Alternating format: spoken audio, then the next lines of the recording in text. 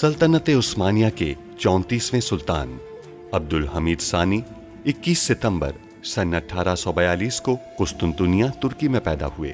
सुल्तान अब्दुल मजीद के फर्जंद सुल्तान अब्दुल हमीद ने 31 अगस्त सन 1876 से 27 अप्रैल सन 1909 तक तुर्की पर हुकूमत की।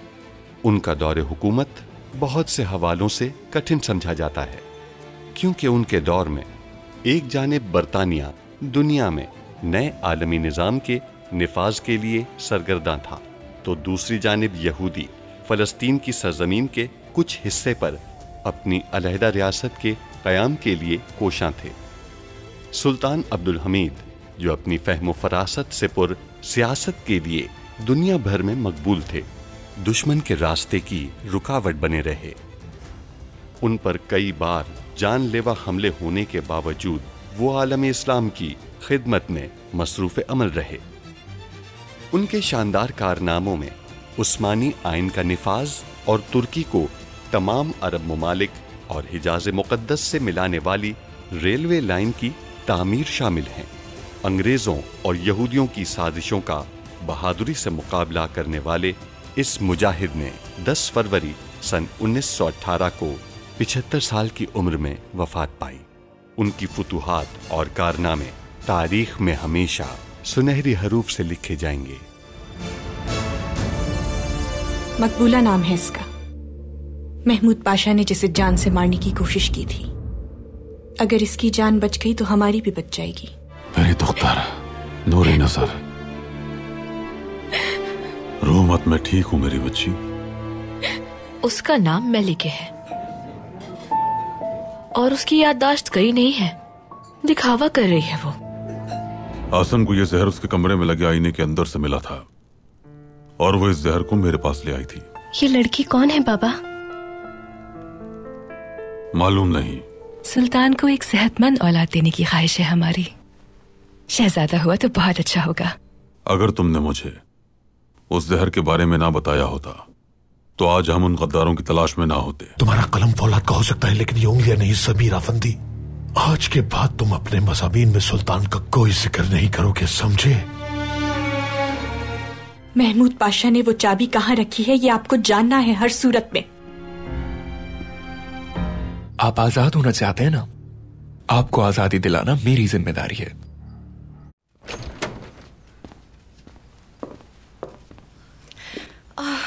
आखिरकार आप दोनों मेरे पास आ ही गई। खुश आमदीद फूफी जान। फूफी जान। खुश आमदीद खदीजा।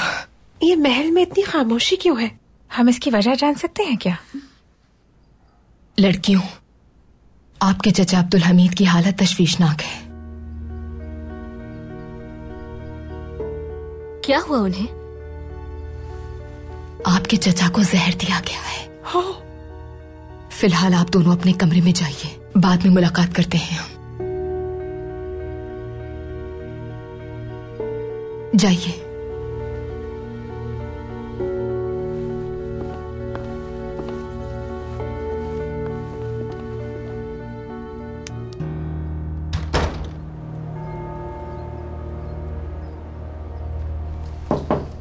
आ जाओ।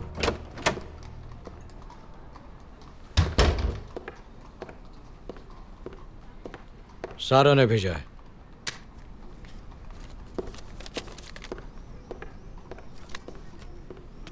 ये जो कुछ भी है तुम मुझे बताओगे हर्जल। याद रखना। जरा सब्र करो, मुझे तो पढ़ लेने दो पहले, कोई खास बात होगी। देखो हर्जल, दोस्ती को वहीं से बढ़ाते हैं जहां से छोड़ी थी हमने। हमारा मकसद एक है, इसीलिए दोनों को सब तफसील से पता होना चाहिए। क्या तुम वही नहीं हो जो मेरे राज जानकर मुझे धमका रहा था? दोस्तों को राजों के जरिए मजबूर जरूर करता हूं, मगर अफशा नहीं करता मैं। ऐसा होता तो तुम्हारी माँ को बता चुका होता। चलो अब बताओ, सारा ने इस तार में क्या लिखा है? सुल्तान अब्दुल हमीद को जहर दिया गया है, वो बिस्तर मर्ग पर है और मुझे इस्तांबुल बुलाया है। यहूदी बैंक बनाने के लिए महमूद पाशा से मुलाकात करवानी है। ये तो बहुत अच्छा हुआ। अगर इजाजत हो तो मैं भी तुम्हारे साथ जाना चाहूंगा हर्जल। सारा के साथ कुछ पुराना हिसाब चुकाना है मुझे।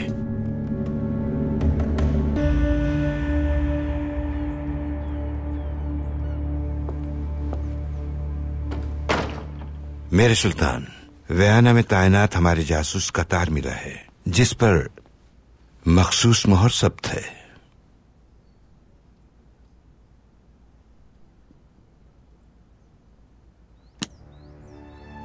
खुफिया कमरे में चलिए।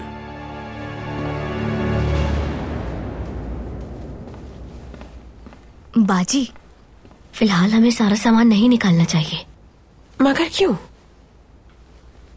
सुल्तान को कुछ हो गया तो बाबा नहीं आएंगे, जिरान महल में ही रहेंगे वो। क्या मतलब? मतलब वो वहीं रहकर हुकूमत करेंगे, फिर वापस जाना होगा। देखो फहीमे, हमें इस तरह की बातों से परहेज करना चाहिए, समझी? बेहतर होगा कि खामोश रहो।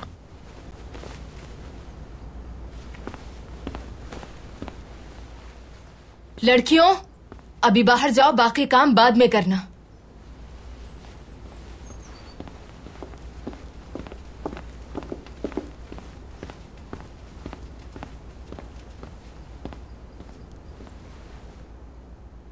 बात सुनो, भाई की तबीयत बहुत खराब है, उम्मीद बहुत कम बताई जा रही है। हम जहां भी जाते हैं मुसीबत साथ ले जाते हैं। अगर खुदा न ख्वास्ता चचा जान को कुछ हो गया तो हालात बहुत सख्त हो सकते हैं। हम इसी बारे में आप दोनों से बात करना चाहते थे। हमारी रियासत इस तरह के हालात का सामना पहले भी करती रही है।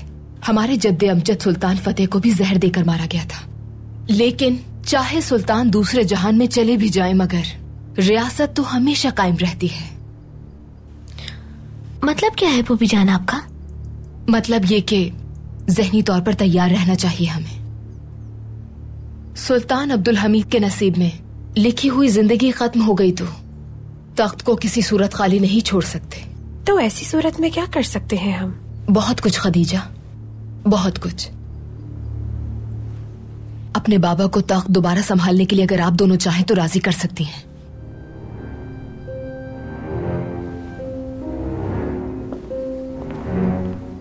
खदीजा, अपने बाबा को सिर्फ आप ही राजी कर सकती हैं। उन्हें खत लिखकर हालात से आगाह कीजिए। ये काम आप खुद क्यों नहीं करती फूफी जान? क्योंकि हमारे भाई मुराद हमसे ज्यादा अपनी बेटियों पर भरोसा करते हैं। अगर हम भाई को खत लिख भी दें तो वो यही सोचेंगे कि अब्दुल हमीद के कहने पर उकसा रहे हैं हम उन्हें, लेकिन आप दोनों के कहने पर यकीन कर लेंगे वो। फूफी जान, हमें नहीं लगता कि यह काम हमारे लिए इतना आसान होगा। अब्दुल कादिर अफंदी जरूर इस तख्त के लिए मुकाबला करेंगे। उसकी फिक्र मत कीजिए, हम और हमारे शौहर सुल्तान मुराद की तख्त नशीनी की राह हमवार करेंगे। इसी में सबकी भलाई है खदीजा। बाबा को राजी कर लीजिए, काफी है। बताइए, करेंगी ना?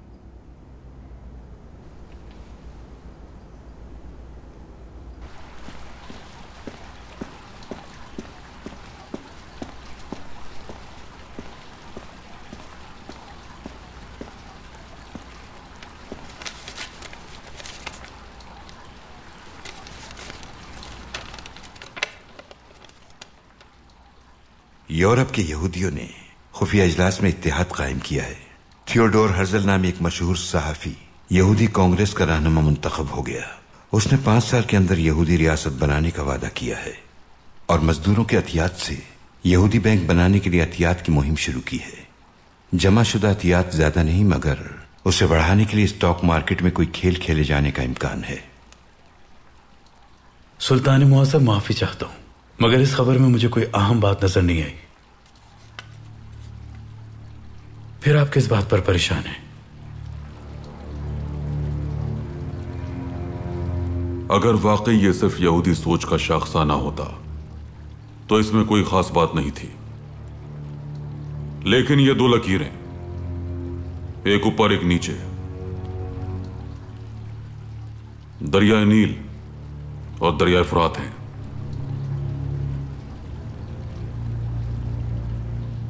मतलब ये यहूदी रियासत का परचम है और यहूदी इसे हमारी सरजमीन पर कायम करना चाहते हैं।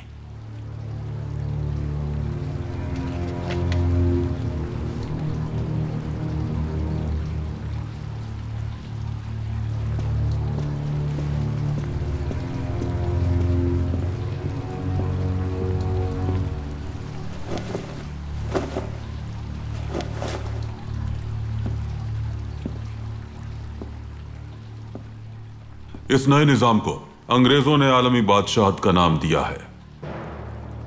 उनका हदफ उस्मानियों को तबाह करना और दुनिया में यह नया निजाम कायम करना है, और यह है नई दुनिया का नया किला।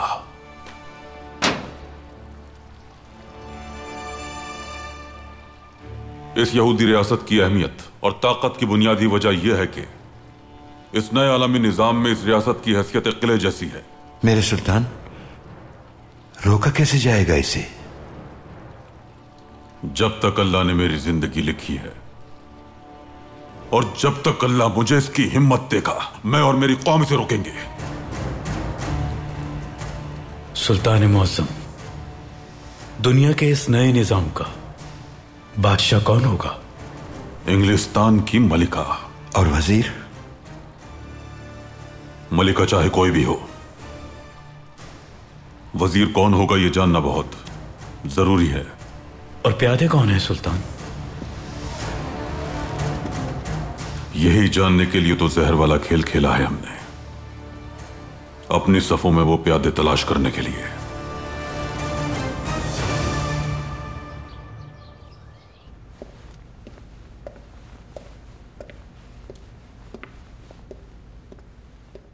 सुनो हिरम आफंदी, सुनो। सुल्तान अब्दुल हमीद ने मुझे अपने खूनी जासूसों के जरिए ढूंढ निकाला। उसने धमकी दी कि मैं आज के बाद उनका जिक्र तक ना करूं। लगता है जो कुछ हम लिख रहे हैं उससे सुल्तान खतरा महसूस कर रहे हैं। ए खूनी सुल्तान, यकीन जानो खामोश नहीं रहेंगे हम। एक दिन आएगा कि इस रियासत में आजादी का सूरज तुलू होगा। तुम्हें अपना नाम छपने पर एतराज है ना सुल्तान अब्दुल हमीद? ये लो, लिख दिया तुम्हारा नाम। जो करना है कर लो।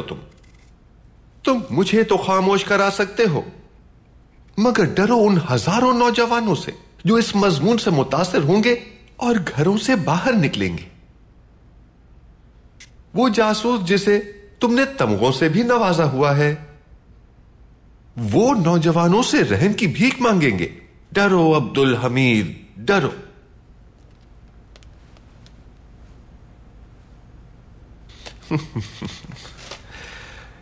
खबर अच्छी है।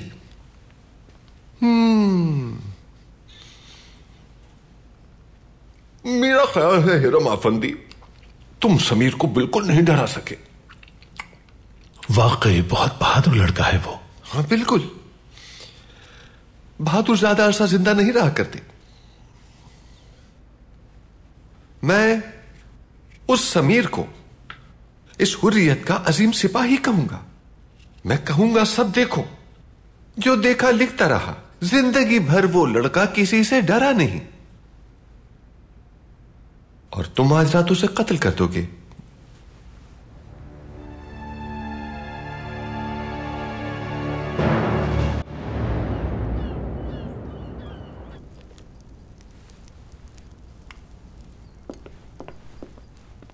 शहजादी, चाचा जान ठीक हो जाएंगे। आपकी जबान मुबारक हो। अफरा तफरी में आप लोगों से मुलाकात नहीं कर सकी। उम्मीद है आप ठीक होंगी इंशाल्लाह। हाँ हाँ बिल्कुल ठीक है नाइमे। खत किसके लिए है? हमने आपको पहले बताया तो था। उस खुशनसीब नौजवान को। सोचा हिम्मत करें और दिल का हाल बयान कर दें। तो क्या आप हमें होने वाले दुल्हे का नाम भी नहीं बताएंगी?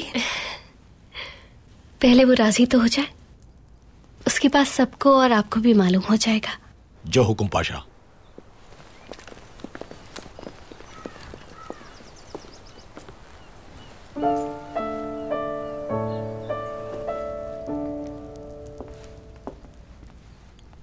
आप आराम से लिखिए, हम चलते हैं।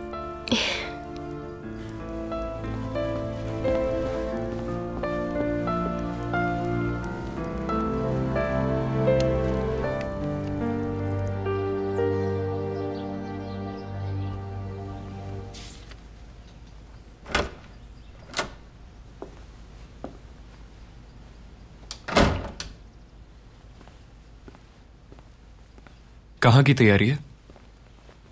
नौजवानों को दर्स देने जाना है। कुछ किताबें पढ़कर तैयारी कर रहा हूं।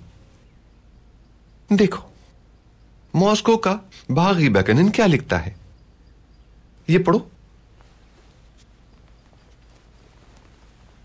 जब तक सल्तनतें और तमाम अकायद नीस्तो नाबूद ना हो जाएं, आजादी की राह में कामयाबी नहीं मिल सकती।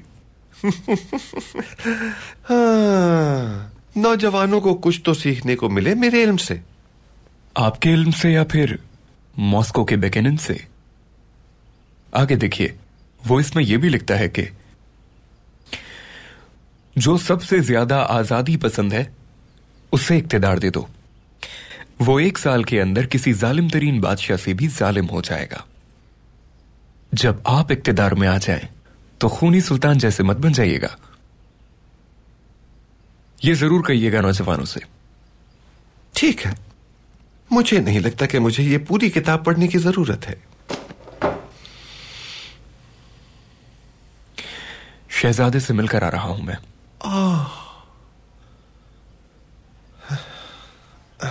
सबातीन, जानते हो मेरी नजर में सबसे ज्यादा रहम का मुस्तहिक कौन है? कौन पाशा? यतीम बच्चा। शहजादा अब्दुल कादिर बहुत जल्द यतीम हो जाएगा। उसे थोड़ा सुकून के साथ रहने दो, ठीक है? उसे ज्यादा कमजोर समझने की गलती मत कीजिए। साजिश के सिरे की तलाश में है वो। क्या वाकई? क्या किया उसने? बहुत परेशान है वो पाशा। कहता है कमजोर पड़ गया हूं। वो तुम्हें मेरे खिलाफ इस्तेमाल करना चाहता है।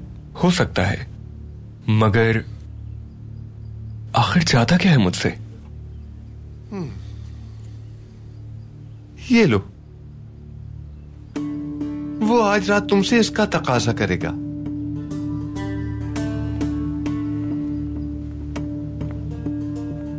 हमने उसे अगर ये दे दी तो? अगर उसे दे दी तो शहजादा अब्दुल कादिर का मुकम्मल एतमाद तुम्हें हासिल हो जाएगा।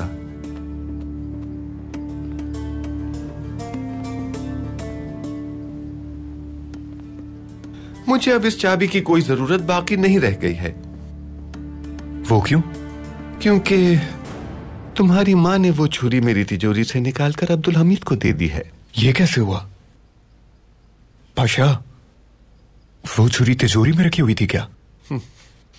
मेरे प्यारे सबातीन, अब्दुल कादिर की तिजोरी में छुरी रख देनी चाहिए थी मुझे, लेकिन बस सुस्ती हो रही थी, मुझसे लापरवाही हो गई, बहुत बड़ी गलती हो गई। मगर तुम्हारी मां समझदार निकली। जब छुरी उसने अब्दुल हमीद को भेजी तो साथ ही एक खत भी लिखा कि इस मामले को रफा दफा कर लें। बेचारे अब्दुल हमीद के पास शायद अब वक्त ही ना हो। जहर उसके जिस्म में फैल चुका है। वो बेचारा अब खोज क्या लगाएगा? देखो सबातीन, इस चाबी की बहुत अहमियत है। शहजादा अब्दुल कादिर और हमारे रिश्ते को यह चाबी अब मजीद मजबूत करेगी। इसे संभाल कर रखना। बेफिक्र हो जाए पाशा आप। आला।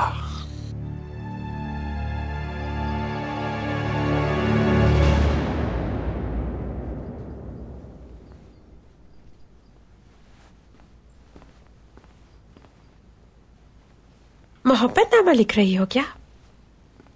नहीं बाजी, फूफी की हिदायत पर अमल कर रही हूँ। खत लिख रही हूँ बाबा को। बाबा जान आपको ये खत दोबारा तख्त पर बिठा सकता है। वाह बाजी, ये क्या किया? जान बचा रहे हैं आपकी हम। फूफी जान को तो आपने हाँ कहा था। और क्या अब्दुल हमीद के मरने के बाद आप बाबा को सुल्तान बनते नहीं देखना चाहती? अब्दुल हमीद को कुछ नहीं होगा फहीमे। ठीक हो गए हैं क्या वो? हमें लगता है उन्हें कुछ हुआ ही नहीं है। क्यों लगता है ऐसा? इन हालात में भी नाइमे अपने महबूब को मोहब्बतनामा लिख रही थी। तो इसमें क्या हुआ बाजी? नायमे की मोहब्बत का सुल्तान की बीमारी से क्या ताल्लुक? देखिए शहजादी, तख्त और इख्तिदार की रस्साकशी में खुद को मत उलझाइए। जिनके वालिद की जिंदगी खतरे में हो, क्या वो इजहार मोहब्बत कर सकती है? नायमे जानती है कि उनके वालिद बिल्कुल ठीक है, बस यही वजह है कि वो मसरूफ है। अब्दुल हमीद कोई खेल खेल रहे हैं। अगर खत लिखा तो मामला संगीन हो सकता है। उम्मीद है समझ गई होंगी।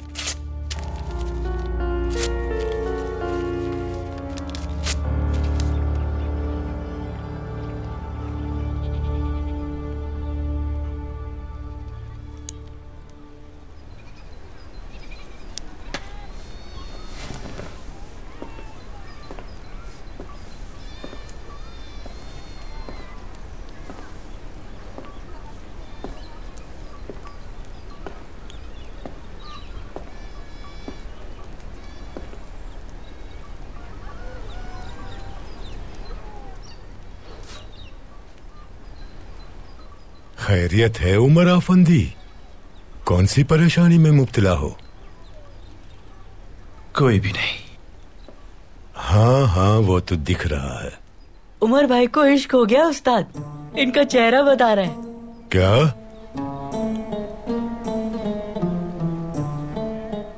एक बार मुझे भी प्यार हुआ था। क्या नाम था? हाँ याद आया, नाम था आयशा। जब मैं 5 साल का था तो आयशा की शादी हो गई। बुरा तो मुझे उस वक्त लगा उमर भाई, जब उन्होंने मुझे जहेज के संदूक पर बिठा दिया। मैं वजनी था ना, इसलिए उन्होंने पैसे लेने के लिए ऐसा किया। दूल्हा कंजूस था, कुछ दिया ही नहीं मुझे, बस आयशा को लिया और चलता बना। अरे मोटे, क्या बात है तुम्हारी। जल्दी उठो यहाँ से और जाकर बाहर झाड़ू लगाओ। जाओ, बातें सुनो। अरे जाते कहाँ मेरे नन्हे आशिक।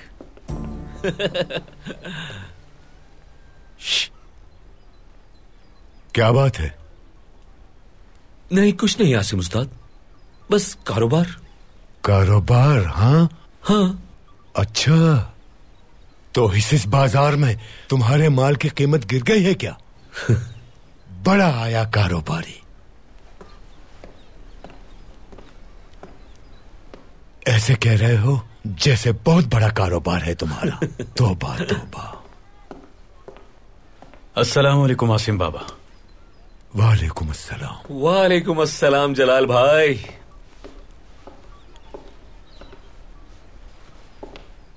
कैसे हो तुम दोनों? ठीक है। जलाल भाई, जो अफवाह सुनी वो सच है? अल्हम्दुलिल्लाह नहीं। तुम दोनों अपना मुंह बंद रखना, सबके सामने जाहिर यही है। सुल्तान को जहर देने की बात झूठ है क्या?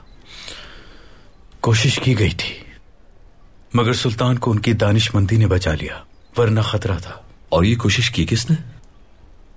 सुल्तान की बग्गी से टकराने वाली लड़की के कमरे से जहर बरामद हुआ है, लेकिन वो बेकसूर है, याददाश्त खो चुकी है अपनी, उस पर शक मुनासिब नहीं। अब तुम्हारा क्या बनेगा उमर अफंदी?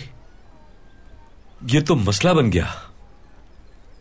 क्या हुआ, कुछ जानते हो? एक आदमी है जो उस लड़की को जानता है जलाल। कल हम बाजार गए थे तो उमर ने उसे वहां देखा था, पीछा किया था लेकिन वो निकल गया। जहां हादसा हुआ था उस जगह एक तस्वीर गिरी थी, और तस्वीर में उस लड़की के साथ वही आदमी था जो कल रात नजर आया हमें। कुछ तो ताल्लुक है उनका। तुम्हें मालूम है किस तरफ गया होगा? अचानक गायब हो गया वो। हमें उसे ढूंढना होगा जलाल। ये जख्म कैसे लगा चेहरे पर? अब तुम्हें क्या बताऊं जलाल, कुछ गुंडे आए थे, उन्होंने जहर के बारे में सुन लिया था। और लड़ने आ गए। तुम पर जच रहा है यूसुफ। बहुत शुक्रिया।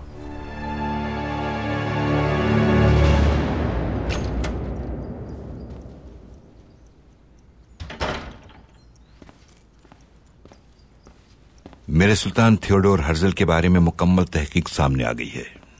लाइए इसे भी देख लेते हैं। तशरीफ रखिए पाशा। थियोडोर हर्जल वियना का यहूदी है मेरे सुल्तान। दीनी तालीम अपने दादा से पाई है उसने। अपने वालिद के साथ उसके ताल्लुकात कभी अच्छे नहीं रहे। पिछले 1 साल से उसके वालिद लापता हैं। वो एक अखबार का भी मालिक है। कांग्रेस ने उसे कायद मुंतखब किया है। क्योंकि कांग्रेस अभी तक बाकायदा तंजीम नहीं है, इसलिए उसकी ज्यादा मालूमात नहीं। कांग्रेस ने इजलास की जगह अखबार के नाम पर किराए पे ली थी। यहूदी मजदूरों से 57,000 सोने के सिक्के जमा हुए हैं। उस रकम से पाए तक की स्टॉक मार्केट में सरमायाकारी करके एक बैंक बनाने का मंसूबा है।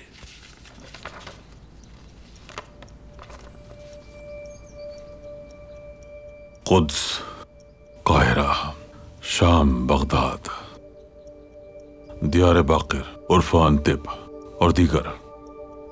इन मकामात के तज़किरे की क्या जरूरत है मेरे सुल्तान?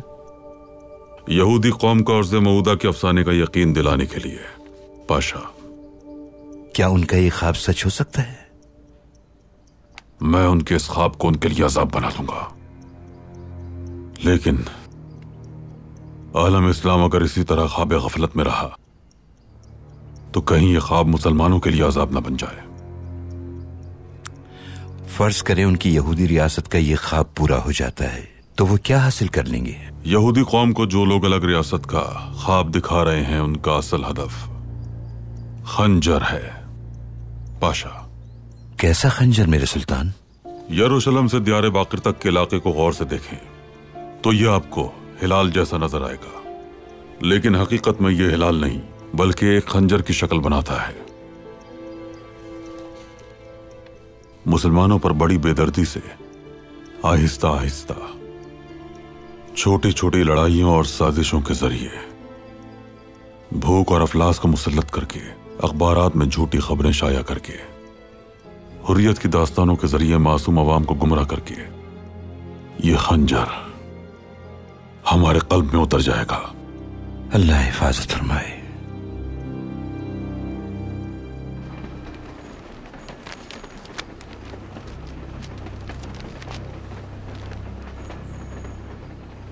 अब भी तुम्हारे अंदर वही मासूम लड़का देख रहा हूं मैं। वही मासूम लड़का हूं मैं अभी भी।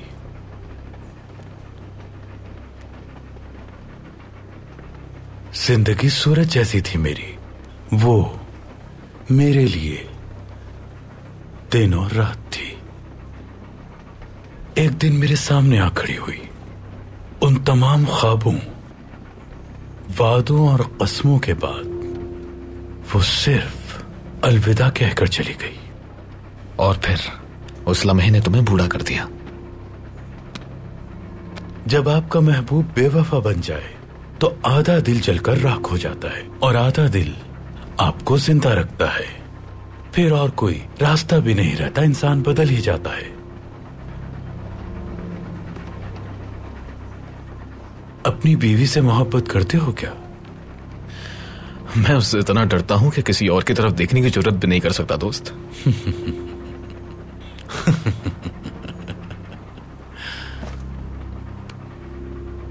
हर्जल मेरे दोस्त, बाबा के साथ मसाइल दरपेश हैं तुम्हें, अफसोस है मुझे। तुम्हें लगता है मैंने उनकी किताब चोरी की है? बाप और बेटे के ख्यालात और नजरियात आमतौर पर एक जैसे ही होते हैं हर्जल, मुख्तलिफ नहीं होते। अगर तुम्हें साथ न ले जाता तो ख्याल मुख्तलिफ होता। तुम्हारे ख्यालात से आज भी इख्तिलाफ है मुझे। हमारे मकासद एक हैं लेकिन हुसूल के तरीके मुख्तलिफ हैं। मैं ठीक हूं, ये तुम बहुत जल्द मानोगे। सारा और यहूदी रियासत में से किसी एक को चुनना पड़े तो मैं जानता हूं कि तुम्हारा इंतखाब दोनों में से क्या होगा। तुम्हें ये यहूदी रियासत बहुत ज्यादा अजीज है, हाँ? लेकिन इसकी वजह क्या है तुम भी नहीं जानते। अपने बेबुनियाद अकायद को सही साबित करने के लिए बहाने मत बनाओ। आओ फिर कायल करो मुझे, आओ और बताओ कि ऐसी कौन सी वजह है कि मैं फलस्तीन में यहूदी रियासत को सही तस्लीम करूं। पागलों वाली हरकत मत करो और बैठकर बात करते हैं हम। बात नहीं होगी, वो देखो सामने एक सुरंग है, कुछ देर बाद ही मेरा सर तन से जुदा हो जाएगा। जब तक तुम जिंदा रहोगे हर्जल, लोग तुम्हें मेरे कातिल के नाम से पुकारेंगे। अगर इन इल्जामात से बचना चाहते हो तो मुझे बचा लो हर्जल। मैंने कहा ना पागल मत बनो, बैठकर बात करते हैं हम। पहले ये बताओ कि फलस्तीन में यहूदी रियासत क्यों बनाए? क्योंकि वो हमारी आबाई जमीन है जिसका वादा किया गया है हमसे। खुदावन ईमान की खातिर तो जंग की इजाजत देता है, जमीन के लिए हरगिज नहीं। और यहूदी नस्ल की खुशियों का क्या होगा? तो क्या इसकी कीमत फलस्तीनी मुसलमान बच्चों के खून से वसूल करना चाहते हो? हाँ, बस मत करो। ये दुनिया सिर्फ हमारी खिदमत के लिए बनाई गई है, कोई अहमियत नहीं किसी और कौम की। ये तो सिर्फ तुम यहूदी कहते हो कि सब लोग तुम्हारी खिदमत के लिए पैदा किए गए हैं। ये तुम लोगों की सिर्फ खुदावंद के साथ जंग है। मैं ये सारा के लिए बनाना चाहता हूँ ताकि वो और उसके बच्चे खुश रहें।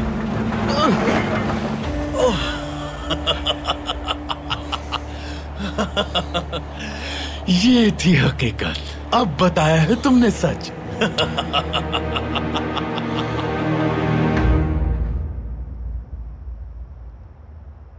तुम कैसे आ गए? भागकर। जब तुम वापस जाओगे तो बहुत मार पड़ेगी तुम्हें। आप लोग क्या किसी हॉस्टल से आए हैं? मैं यहीं रहता हूँ। पाशा का ये आखिरी दर्स है आज, बहुत जरूरी है। वो आ गए।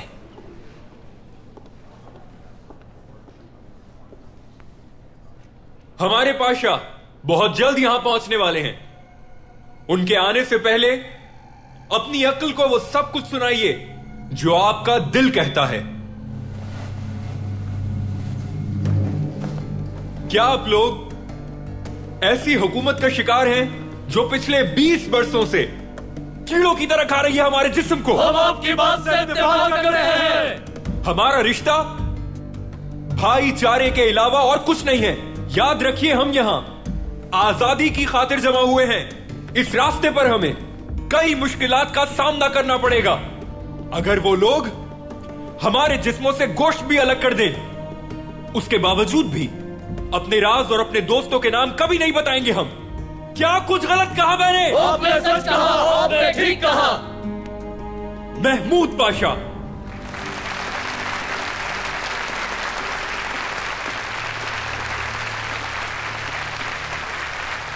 शहजादे को ज्यादा इंतजार मत करवाना।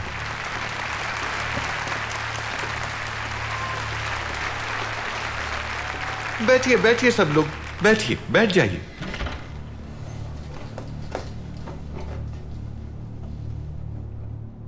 जो मेरे हाथ में देख रहे हैं ये किताब इन तशारियात के बानी जनाब बैकुनन ने लिखी है। मेरी तजवीज है कि इस किताब को पढ़िएगा। क्या कहता है ये बैकुनन आफंदी?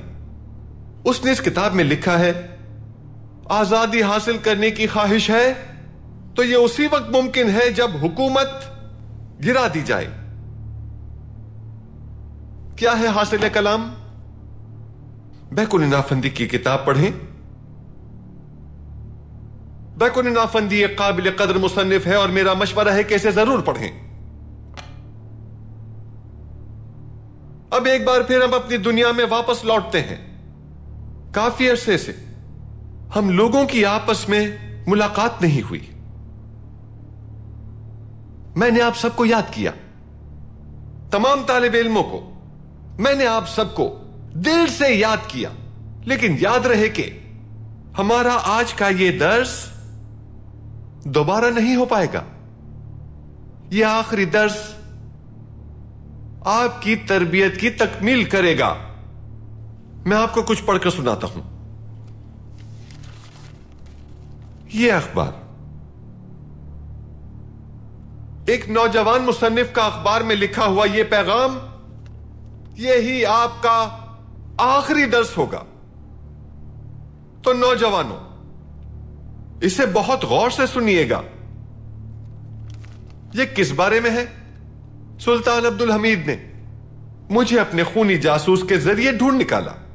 उसने मुझे धमकी दी कि आज के बाद मैं अखबार में उनका जिक्र तक न करूं। लगता है कि जो कुछ हम लिख रहे हैं उससे सुल्तान खतरा महसूस कर रहे हैं। ऐ खूनी सुल्तान, यकीन जानो हम खामोश नहीं रहेंगे। एक दिन इस रियासत में आजादी का सूरज जरूर तुलू होगा। तुम्हें अपना नाम छपने पर ऐतराज है ना सुल्तान अब्दुल हमीद? ये लो, लिख दिया तुम्हारा नाम। जो करना है कर लो। उन हजारों नौजवानों से डरो। ये आप लोगों की तरफ इशारा है। उन हजारों नौजवानों से डरो, डरो उस्मानी नौजवानों से। तुम मुझे तो खामोश करा लोगे, लेकिन जो इस मजमून से मुतासिर होंगे और अपने घरों से बाहर निकलेंगे तो वो जासूस जिसे तुमने तमगों से नवाजा है, उन नौजवानों से रहम की भीख मांगेंगे। डरो अब्दुल हमीद, डरो।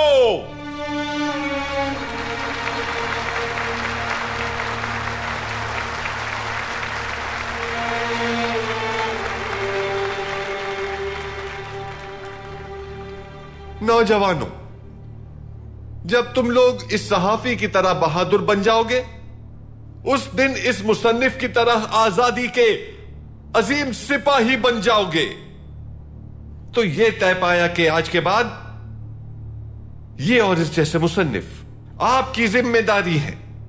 और मैं जानता हूं कि आप लोग अमानत में खयानत किसी सूरत नहीं करेंगे, और यह भी जानता हूं कि आप लोग कभी किसी से खौफजदा नहीं होंगे। और यह बात भी जानता हूं कि आप सब यकीनन अब खामोश रहने वाले नहीं हैं।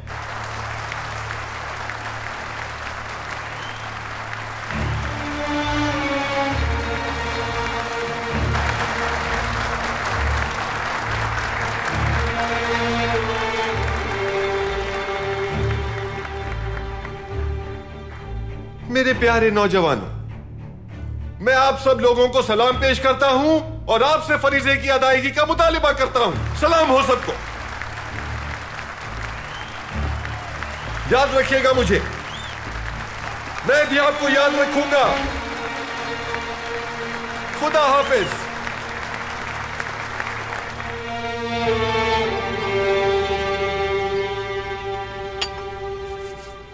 कुछ गुलाब की पंखड़ियां और कुछ गुले खैरू मिलाते हैं।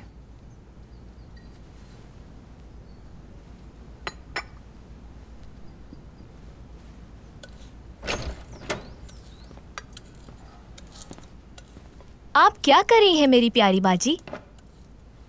खुद ही देख लीजिए। बाजी, मुझे लगता है कुछ ज्यादा ही हो गया ये। आजकल लड़के यही पसंद करते हैं।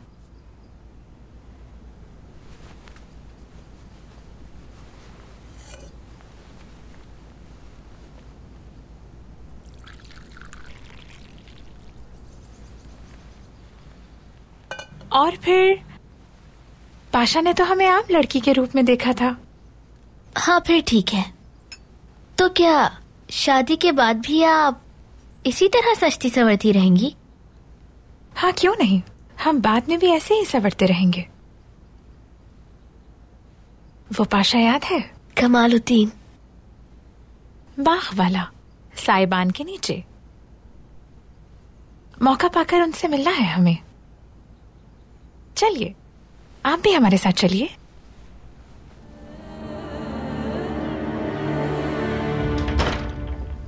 शहजादी, इतनी जल्दी में क्यों है? कहाँ जा रही हैं आप? बाग की तरफ जा रहे हैं हम। क्या आप लोग भी चलेंगी? बिल्कुल शहजादी, हम जरूर चलेंगे। हमारा फर्ज है कि इस मुश्किल वक्त में आपका साथ दें। मेरे बाबा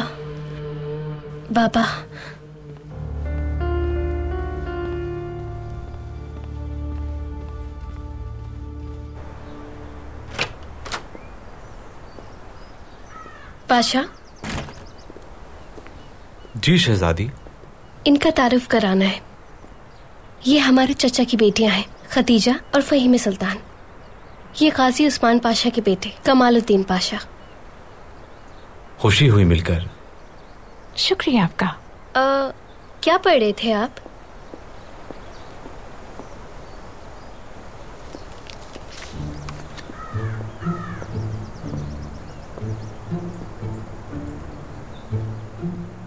एहसास-ए इनकलाब। ये आपके बाबा के तख्त नशीन होने की दास्तान है। सुलेमान पाशा ने लिखी है। कुछ सुना है इस बारे में? सियासत में ज्यादा दिलचस्पी नहीं रखते हम। अच्छा, हम चलते हैं।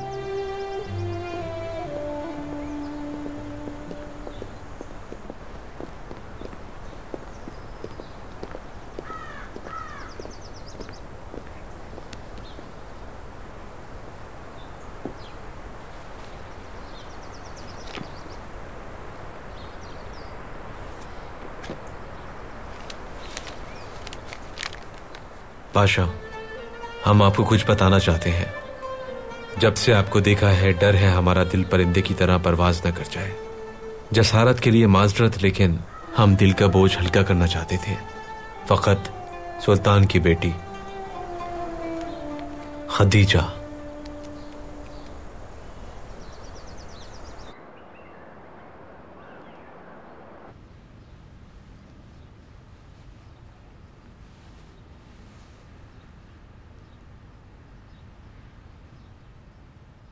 पाशा, इन्हें होश आ गया है। डॉक्टर को बुलाओ जल्दी से। बात सुनो, क्या तुम ठीक हो? आवाज सुन सकती हो मेरी? बस इतना बता दो कि हमला करने वाले को देखा था तुमने?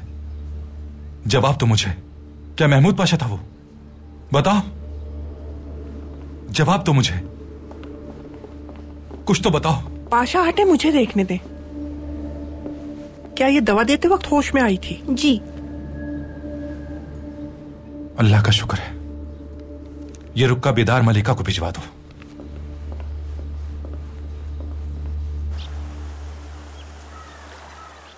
पाशा हजरात, सुल्तान ठीक होने के बाद हमसे जरूर पूछेंगे कि उनकी गैर मौजूदगी में क्या किया हमने, इसलिए हमें अपने काम शुरू कर देनी चाहिए।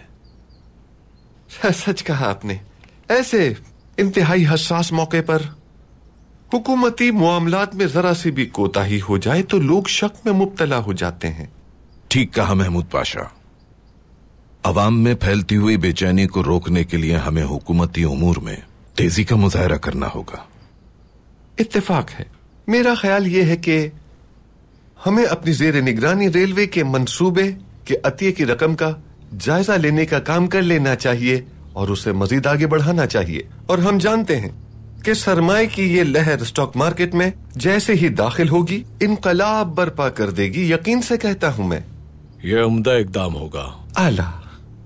आप क्या कहते हैं पाशा? मैं इक्तिसादी माहिर नहीं हूं, लेकिन सुल्तान के पीछे इस फैसले के हक में भी नहीं हूं। गाजी उस्मान पाशा, मालूम होगा आपको, जाती तौर पर यह फरीजा सुल्तान ने मेरे हवाले किया हुआ है।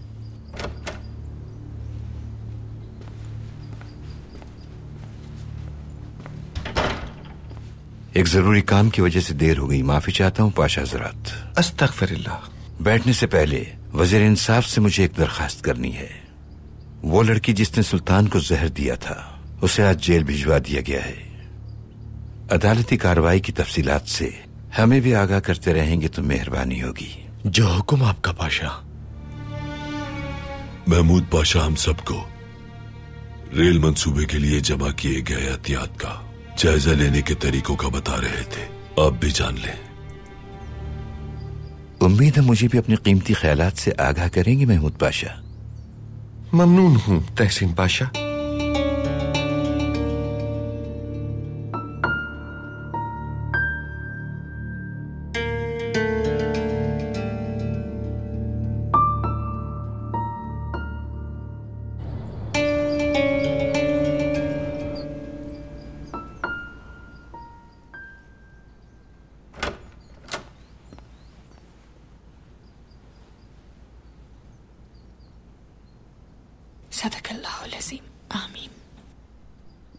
अल्लाह कबूल फरमाए आपकी दुआएं। मुखिल होने के लिए माजरत चाहती हूँ, लेकिन आपको सुल्तान के ऐवान में तलब किया गया है।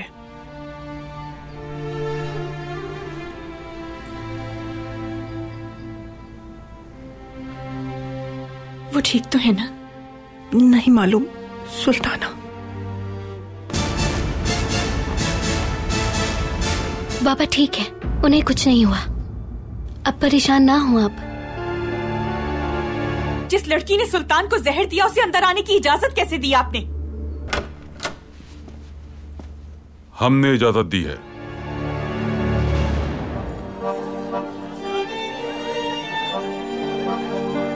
क्या ये आपने? बाबा से इसका जिक्र मत कीजिएगा, मार डालेंगे वो मुझे। जल्द ही ये बच जाएगी और बता देगी कि महमूद पाशा ने इसे इस हालत तक पहुंचाया। बाहर आ जाओ। चलते हैं पाशा।